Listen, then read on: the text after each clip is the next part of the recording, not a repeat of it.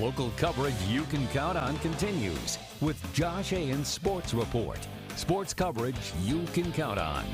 Well, of course, we're in the thick of March, and Hoosier hysteria is taking full effect in the hearts of Hoops fans.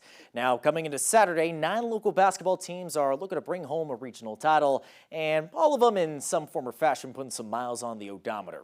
We're going to tip things off with a Summit City rivalry at Logansport's Berry Bowl. You got Homestead and Carroll clashing for a 4A regional title, and this one coming down to the wire. Fourth quarter, Paxton Crane count the basket and the foul. He finishes with 11 points and 16 boards. This game actually tied at 37 midway through the fourth, but that is Wyatt Weaver putting the Spartans back in front by 2 later. Jake Kuhlman cool as ice down the lane for 2. Mac Welker, meanwhile, adding a double-double as Homestead edges their rival Carroll 42-39. We just gave everything we got. It's what we've been working for all year. And, you know, it just feels really good to bring it back home to our Fort Wayne and just everyone to cherish it as a family. We knew that we needed to get a good start early on, especially playing them earlier in the season. We had a rough start, so I think we just fed off the energy of the environment. Great student section, so that helped us to get a great lead early on. Now, staying in Class 4A, you got Warsaw taking on South Bend Riley, and this game's so nuts, it would have to be decided beyond regulation. In OT, Robbie Finlinson, ice in his veins as he ties the game at 64 apiece. And guess what, folks? This one needing double overtime to decide a winner. Now in the double OT, that is Tyrese Jones with a steal and a bucket. The junior actually dropping 45 points in this one as he leads Riley to a win 77-71 over Warsaw. Let's go to Class 3A, where Blackhawk Christian is taking on Delta at Newcastle Fieldhouse. This one coming down to the final minutes, too. Fourth quarter, Bryce Lacrosse, the freshman, cool as ice as he ties the game at 43 apiece. But it leaves a little too much time for Delta on the other end. That is Bronson Edwards banking in that bucket as the Eagles go in front.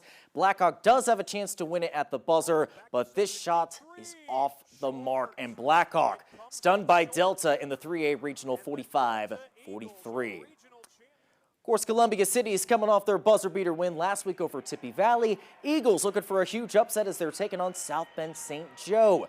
Third quarter, Landon Richmond knocking down the triple as the Eagles go in front 34-33.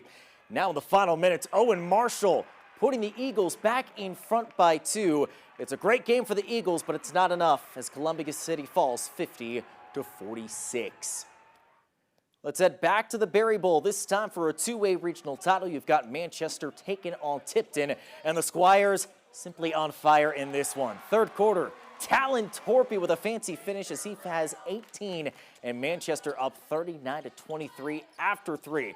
Fourth quarter, Gavin Benton, my goodness, the grace commit. Full of grace on that two-handed jam. He has 20. Then Ethan Hendricks, 3 of his 14, as Manchester brings home a regional title for the first time in 3 decades, 54-36. It means the world. I've always looked up to guys ahead of me and when I was younger, and being able to accomplish something like this is really just incredible, and it's the perfect group of guys to win with. We bond really well. Before the games, we all sit in the locker room, we laugh, we have fun, and I think that's really what helps a team come close together and bond really well. Class 2A at North Judson, you've got Bishop Luers taking on Gary 21st Century. This one a pretty back and forth game in the third quarter. Danny Kelly from the corner for 3 as Luers is trailing 39-37 after 3 in the fourth quarter. Darion Truesdale, half the Truesdale tandem, putting Luers in front for the moment, but it's pretty much all Gary 21st Century from there as Luers sees their season end 61-46.